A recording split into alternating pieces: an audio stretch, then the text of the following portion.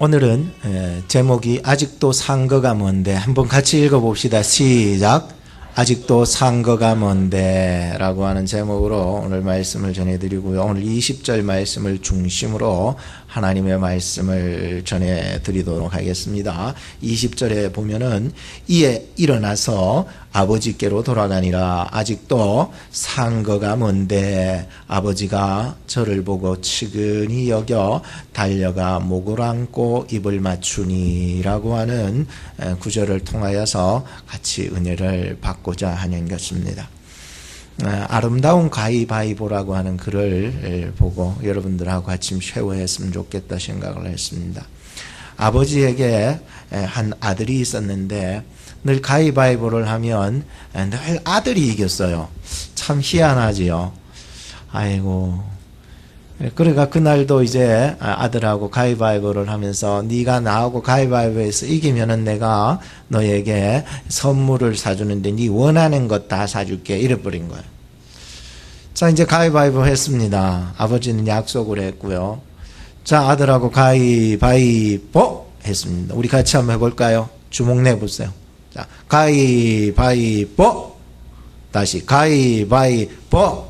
진 사람은 자기 꿀밤 때려요. 응? 내가 졌어요. 나는 뭐 수도 없이 맞아야 되지. 응. 근데 가위바위보에서 누가 이겼을까요? 그날도 아버지 약속했는데 아들이 이겼습니다.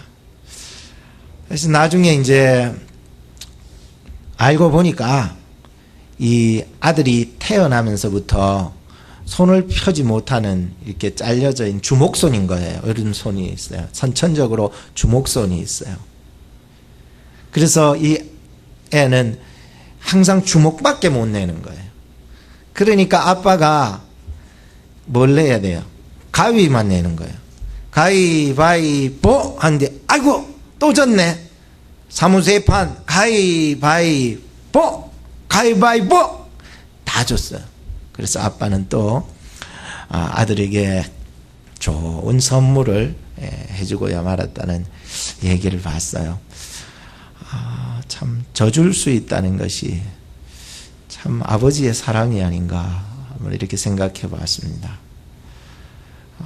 근데 이 아이가 나중에 커서 자기가 주먹손이라는 것을 알게 되는 날이 오지 않았으면 하는 마음도 있을 거라고 생각해요. 그러나 만약에 그 아이가 커서 자기가 주먹손이라는 것을 알았어도 그 어려움을 잘 헤쳐나가기를 바라는 것 또한 아버지의 마음일 것 같아요. 오늘 성경의 이야기는 아버지의 사랑에 대한 이야기입니다.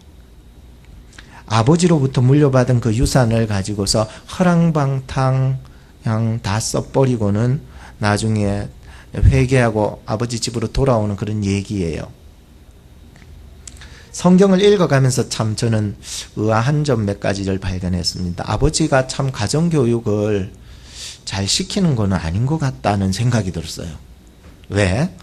첫째는 아들이 지금 돈을 달라고 막 떼를 쓰기 시작하고 자기가 앞으로 받을 유산을 미리 달라고 그렇게 얘기를 할 때 아버지가 그 잘못된 길을 아들이 가고 있음에도 불구하고 그대로 두고 있었다는 거예요. 요즘 그렇지 않잖아요. 그죠? 잘못된 길을 가거나 잘못된 방향으로 흘러가면 매를 대서라도 너희 새끼 말 안 들을래? 하면서 강제적으로라도 확 그냥 좀 잡아 당기고 안 줘! 라고 이렇게 얘기할 수 있을 텐데 그것이 오히려 아버지로서의 좋은 교육이라고 생각할 수 있을 텐데 근데 성경에 나타나는 이 아버지는 아들이 자기의 돌아올 분깃을 돌라고 그러고 분명히 아들이 나중에 헛짓할 것을 다 알면서도 그렇게 주고 있었다는 거예요.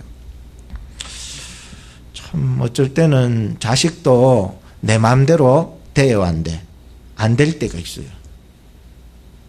두 번째 제가 발견을 한 것은 아들이 집을 나가가지고 그렇게 고생하는데도 한 번도 찾아보거나 연락을 하거나 걔가 어디 있는지 알아보지를 않았다는 거예요.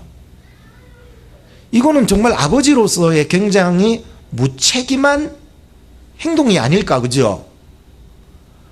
아들이 어디 정말로 그래 정말로 마음 안 좋게 나갔어도 아들이 어디 있는지 정도는 좀 알고 있어야 되는 게 아버지가 아닌가라고 하는 거예요. 근데 성경을 어디 뜯어보세요. 그게 정말로 아무리 봐도 아버지가 그를 찾으러 갔다거나 그의 뭐 주소를 안다거나 그에게 대한 어떤 뭐 어디 있든지 뭐 찾으러 나서고 이런 얘기가 없어요.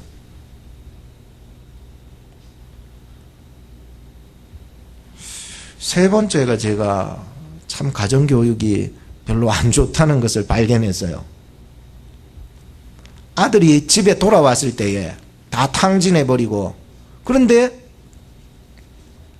아버지가 기존에 있던 큰아들하고 차별을 하는 거예요. 큰아들은 그렇게 말 잘 듣고 집에서 잘했는데도 염소 새끼 한 마리 안 잡아주면서 이놈 자식은 자기의 유산을 다 가지고 허랑방탕 다 써버리고 거지꼴대가 들어왔는데도 아버지는 그에게 살찐 송아지를 잡아주는 거예요. 차별이 굉장히 심하지 않을까요? 저는요, 아버지의 이 불합리한 가정교육 때문에 참 혼란이 오기 시작했습니다.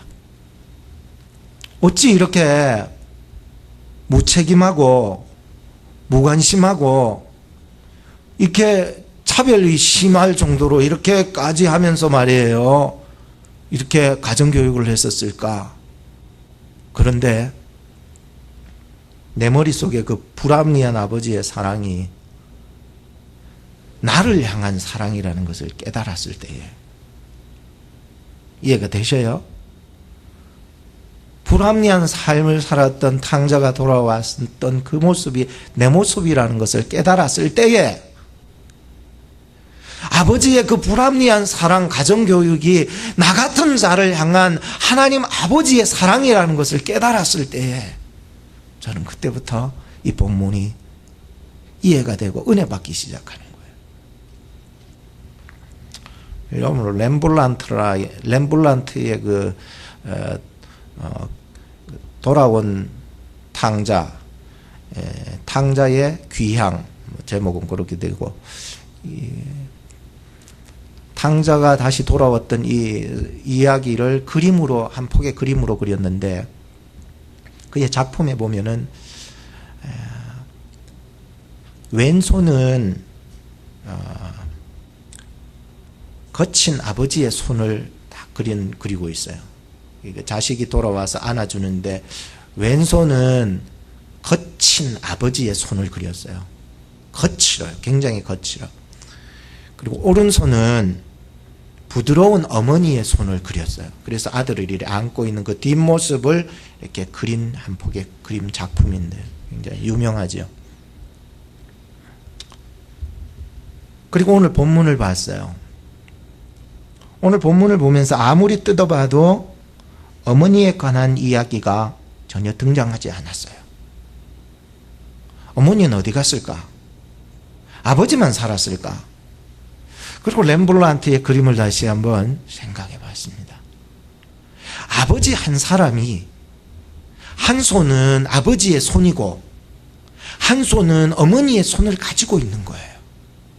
그리고 돌아온 아들을 이 두 손을 가지고 딱 품고 있는 것을 하면서 제가 깨달음을 얻었어요. 하나님 아버지의 사랑에는 아버지의 속성도 있고 어머니의 속성도 있구나, 이걸 알았어요. 그래서 오늘 우리가 이 본문을 대할 때에 오늘 아버지의 얘기만 나오니까 아버지에게 향하는 말씀이라고만 받아서는 안 돼요. 이 말씀은 아버지라는 얘기가 나오지만 똑같이 그 속에 어머니가 포함되어 있다는 그런 의미였어요. 오늘 돌아온 탕자를 안아주고 맞아주는 그 마음은 아버지만의 마음이 아니에요. 그거는 어머니의 마음까지도 포함을 시켰다는 거예요. 아하, 오늘 이 설교를 전할 때에 아버지에게만 적용되지 말고 오늘 우리 어머니들에게도 똑같이 적용되는 말씀으로 받으셔야 돼요. 자, 이제 말씀을 한 몇 가지만 생각하고자 합니다. 첫째는 저를 보고 측은히 여기셨다라고 기록하고 있어요. 아직 상거가, 거리가, 감격이 굉장히 멀리 있어서 있는데 잘 알아볼 수도 없어요. 그런데 첫째로는 저를 보고 측은히 여기셨다는 게요. 저는 저의 속에 아직까지 다 해결되지 못한 육체의 가시 같은 면모들이 남아있다는 것을 인정합니다. 탕자의 아버지처럼 저를 보고 측은히 여길 수 있는 마음까지는 도달되지 못한 것 같은 그런 마음을 느낄 때가 너무 많이 있어요. 그래서 한 번은 아들이 핸드폰을 산 후에 그 핸드폰 커버를 샀는데 인터넷으로 주문해서 샀어요. 멀리서 날아왔죠. 근데 잘못 샀어요, 사이즈를. 그래서 제가 너는 왜 똑바로 안 알아보고 그렇게 냉큼 사버리느냐, 화난 목소리로 크게 얘기를 한 것이었습니다. 그 말투가 아들의 마음속에 화로 다가와서 상처가 되는 것이에요.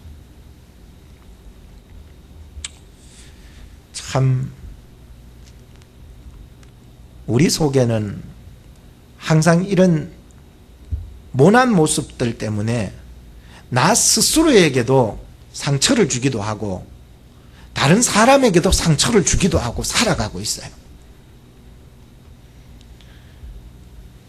우리 아들이 아빠의 그 말투 때문에 마음이 상해서 자기 방으로 들어가는 거예요.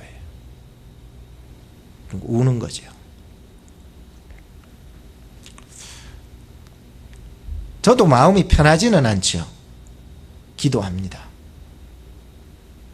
그리고 하나님께서 마음속에 주시는 말씀으로 네가 먼저 가라. 그래서 예일이 방으로 갑니다. 문을 열어봅니다. 엎어져서 우는 거죠. 그리고는 들어가서 침대에 앉아서 같이 이야기를 합니다. 아빠가 왜 화를 낼 수밖에 없었는지, 아직까지 내게 남아있는 이 모난 이 모습들을 내가 살아온 모든 세월들 속에서 절제되지 못했던 내 모습들의 얘기를 먼저 꺼냅니다. 아버지로서도 굉장히 아직까지 해결되지 아니하는 가시 같은 모습들이 너무 많기 때문이었습니다. 그리고 아들에게도 훈계를 합니다.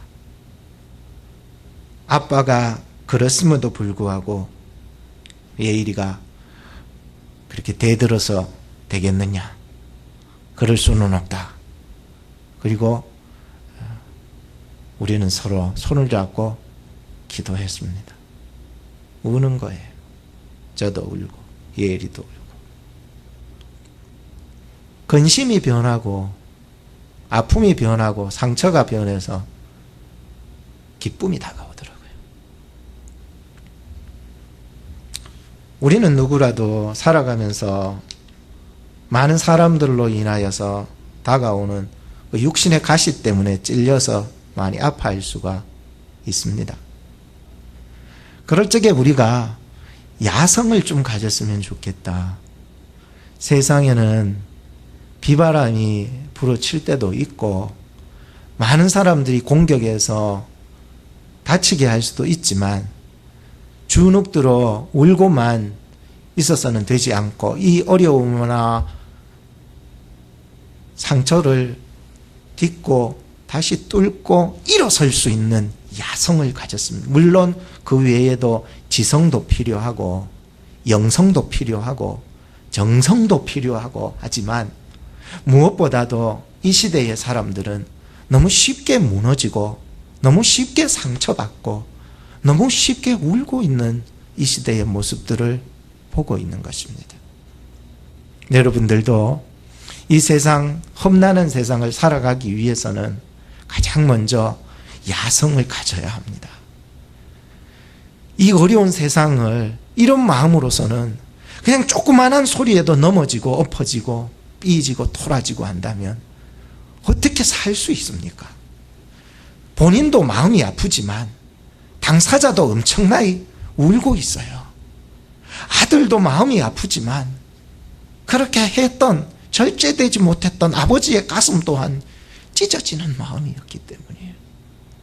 그렇지만 험난한 세상 이겨가기 위해서는 예수 안에서 다시 일어설 수 있는 것들에 훈련이 되어야 돼요.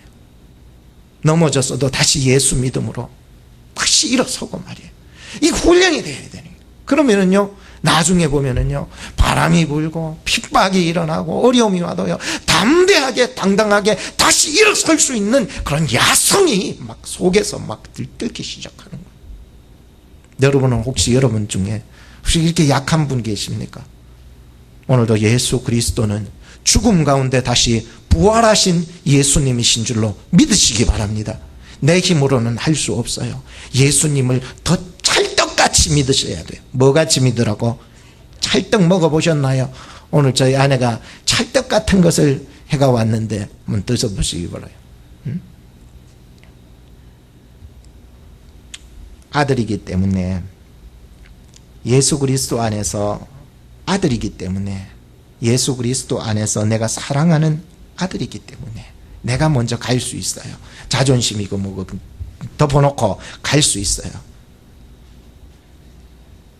내 사랑하는 아버지이기 때문에, 예수 안에서 내 아버지이기 때문에 내 자존심이고 뭐고 덮어두고 아버지께로 갈 수 있어요. 그러니까요, 우리는요, 예수 안에서 내 아들을 사랑하는 아들이고 예수 안에서 내 사랑하는 아버지가 되기 때문에 갈 수 있다는 거예요. 아직 상거가 먼데, 거리는 많이 떨어져 있는데 아버지가 그를 보고 측은히 여기는 마음을 가졌다는 거예요. 프랑스에서 아버지들이 자녀와 보내는 시간을 얼마나 가지고 있는지 프랑스에서 설문조사를 했는데, 하루 평균 잡아가지고 아버지와 아들이 대화하는 하루 평균 시간이 12분도 안 돼요. 몇 분도 안 된다고? 하루에 24시간 중에 아들하고 내하고 대화하는 시간, 얘기를 나누는 시간이 12분도 안 돼. 세상 어디나 똑같은 것 같아요. 유럽뿐만 아니라 미국이나 아시아도 똑같아요.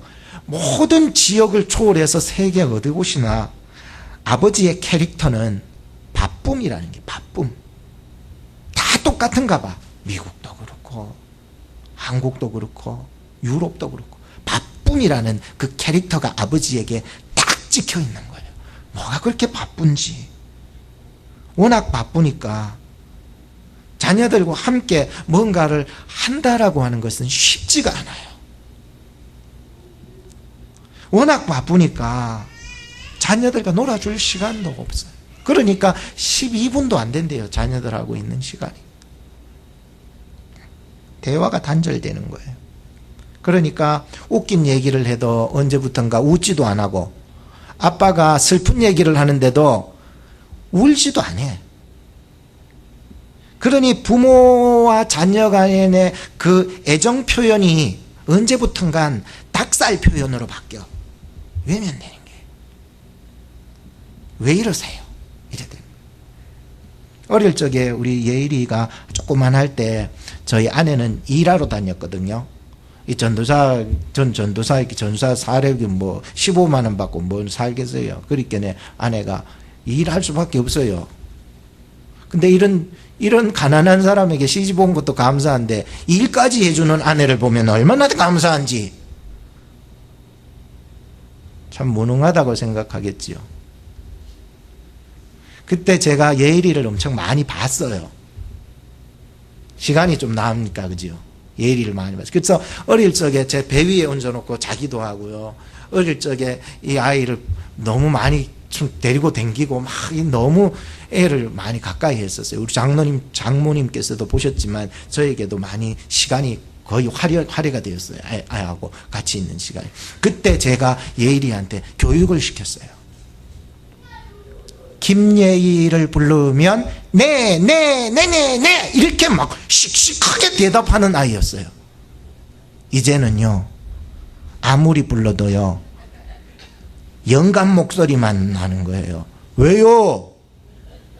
예희라, 왜요? 영감이 한 사람 살고 있는 것 같아요. 어느 순간부터 우리 사이에는 보이지 아니하는 그런 갭이 생겼어요. 어떻게 하면 좋을까요? 나도 살다 보니까 바쁘고 사역하다 보니 바빠가지고 이제는 갭이 생겨가지고 그 갭을 메꿀 수 있을 게 없네요. 너무 멀어져 있는 것 같다. 내가 예일이한테 예일이가 좋아하는 것도 모르고 예일이가 지금 뭘 하고 있는지도 모르고 그의 마음이 어디를 향하고 있는지도 모르고 있는, 그럼 나는 내대로 바쁘고, 그러니 이게요 대화가 안 되는 거예요. 아무리 앉혀놔도 아무 말이 없어.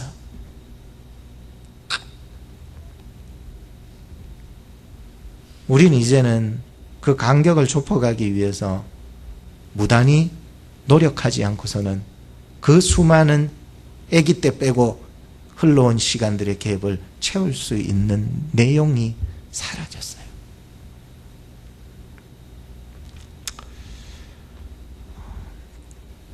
하나님 아니면은 우리를 채워갈 수 없다는 것을 깨달았어요. 오늘 본문을 보면서 멀리 떠났던 아들이 거지가 되어 돌아오는데 상거가 뭔데, 거리가 멀어서 잘 구별할 수도 없고 거지 꼴이 되어 사람을 분간할 수도 없는데 그게 자기 아들인지 아무리 멀어도 아무리 더럽고 추접한 옷을 입고 거지가 되었어도 그를 알아보는 한 사람이 있었어. 아버지였다는 걸 알았어요. 성경은 말합니다. 1만 스승은 있어도 아비는 많지 않다고 말했습니다.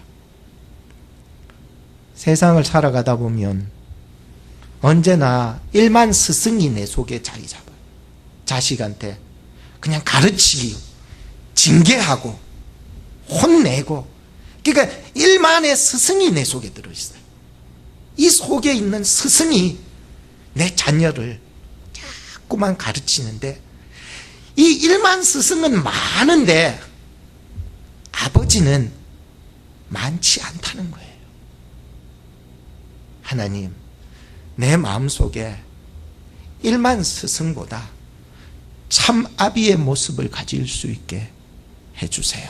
이 어버이 주일을 맞이하여 여러분들도 참 아비의 모습을, 참 아비의 마음을 갖는 여러분 되기를 주님의 이름으로 축복합니다.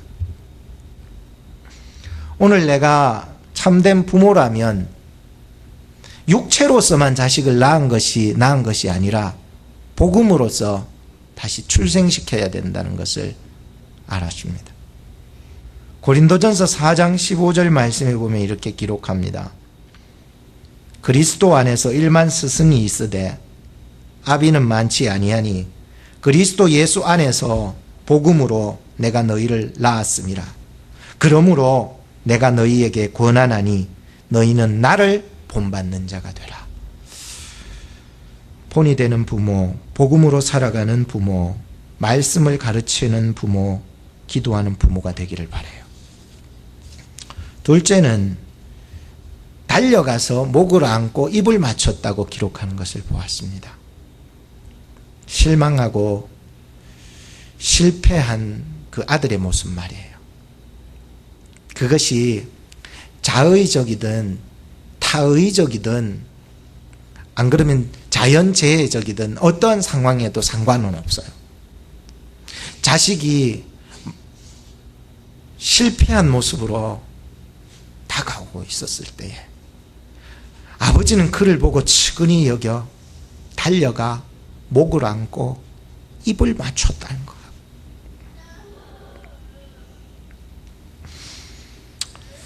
참 얼마나 아버지의 심정이 힘들었을까요? 와준 것만 해도 참 고마운데 살아서 이렇게 와줬으니 얼마나 고마웠을까.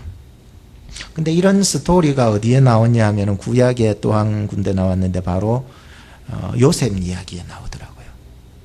요셉은 참 어릴 적에 형들의 미움과 시기에 받아서 애굽으로 팔려가게 되어버렸는데 아버지한테는 짐승에게 물려 죽었다고 그렇게 얘기하고는 아버지는 평생 자기 사랑하는 요셉이 짐승에게 물려 죽은 줄만 알았는데 나중에 알고 보니까 애굽에서 높은 총리가 되어서 아버지를 기다리고 있대요. 아버지 오시래요. 너무 좋아가지고 아버지가요 단숨에 그곳을 같이 식구들하고 데리고 갑니다. 그리고는 요셉을 만났을 때 성경은 이렇게 기록합니다. 창세기 46장 29절. 그 목을 어금맞겨 안고 얼마 동안 울매 야곱이 요셉에게 이르되 너가 지금까지 살아있고 내가 너의 얼굴을 보았으니 지금 죽어도 여한이 없다는 게. 한이 없다 이제. 너 얼굴 보고 살아있다는 것만 해도 나는 여한이 없다. 이게 부모의 마음인 것 같아요. 여러분들이 살아있고 숨쉬고 있고 있어주는 존재 자체로서 감사할 수 있는 사람이 쉽지 않아요. 아비의 심정 아니고서는 그 사람이 살아있다는 것 자체로서도 감사할 수 있는 마음. 근데 우리는 철없을 때 저 엄마 아빠 막 미워 원망하고 말이야. 빨리 죽었으면 좋겠다고 이렇게 마음먹을 적도 있는 거야. 근데 엄마 아빠는 우리를 보면서 살아있는 그 존재로서 감사할 수 있는 마음을 가지고 있었다는 게 너무 감사한. 단장의 슬픔이라는 말이 있습니다. 단장, 장이 절단된다라고 하는 뜻으로 가지는데 굉장히 슬픈 이야기죠. 중국의 진나라 때에 환온이라는 장군이 총나라를 치러 갈 때에 배를 타고 가면서 잠시 정박을 하게 되었는데 부하 중에 한 사람이 원숭이 새끼를 잡아 배에 데리고 왔답니다. 그래서 총나라를 치러 쭉 가는데 그 먼 거리를 원숭이가 따라온 거예요. 육지로 해서. 그리고 드디어 배에 올라탔는데 원숭이가 죽어버리고 말았대요. 아니 원숭이가 자기 새끼를 찾으러 와서 자기 새끼 한 마리를 데리고 왔으니까 부하 중에 한 사람이 그러니까 어미가 와서 배에 들어왔는데 죽어버렸던 거예요. 하도 이상해가지고 저 배를 한번 갈라보자 그래가지고 그 어미 원숭이의 배를 갈라봤더니 촘촘히로 이 내장들이 다 절단이 되어 있었다는 거예요.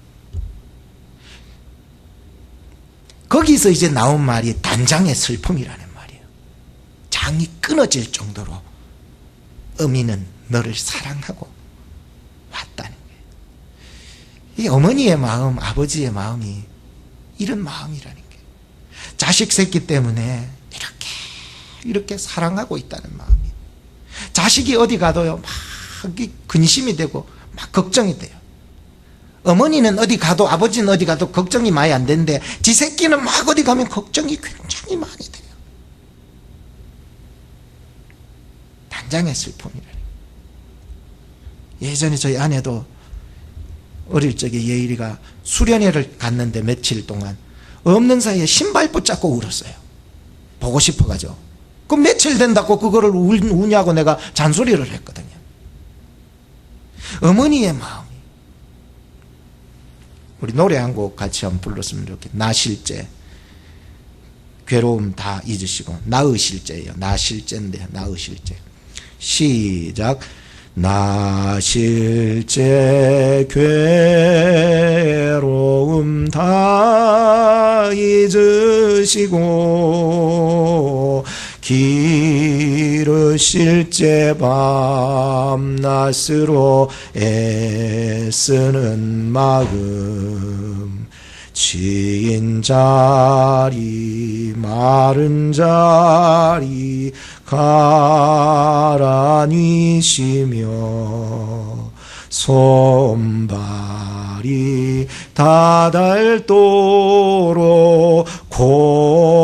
고생하시네.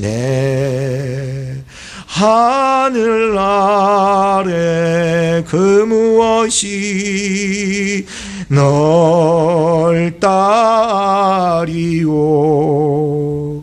어머니의 희생은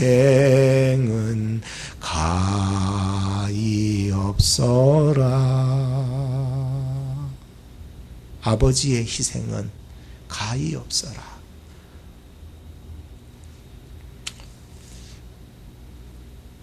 참 아버지하고 저 사이는 너무 상처가 많았어요. 너무 상처가 많아요.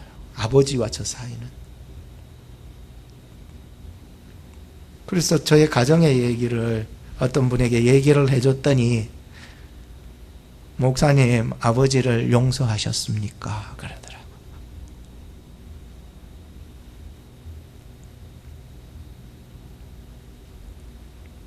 새벽 일찍부터 몽둥이를 들고 와서 자고 있는 나를 때리시는데 이유도 없죠. 무슨 이유인지.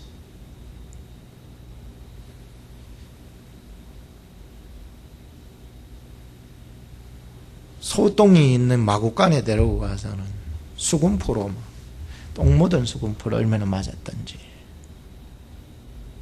왜 그렇게 밤늦게 술 드시고 오셔서 나를 쫓아내서 그 추울 때 빨가벗겨서 네 아까 밖에서 하는 그 속에 들어가서 발발 떨고 있었었던지. 왜 어릴 적에 가방을 메고 학교로 가는데 정직칼을 와서 나를 찔러 죽이려고 하는지. 물론 저보다도 더 많은 상처와 고통이 있었던 분들도 계시겠지요. 뭐 스토리를 다 얘기하자면 너무 많지만, 아버지를 용서하셨습니까? 라고. 솔직한 심정은 그래요. 제 힘으로는 용서할 수가 없어요. 늘 생각나니까요. 이 두뇌에서 그것만, 나쁜 것만 좀 삭제해주는 그런 프로그램이 있었으면 좋겠어요.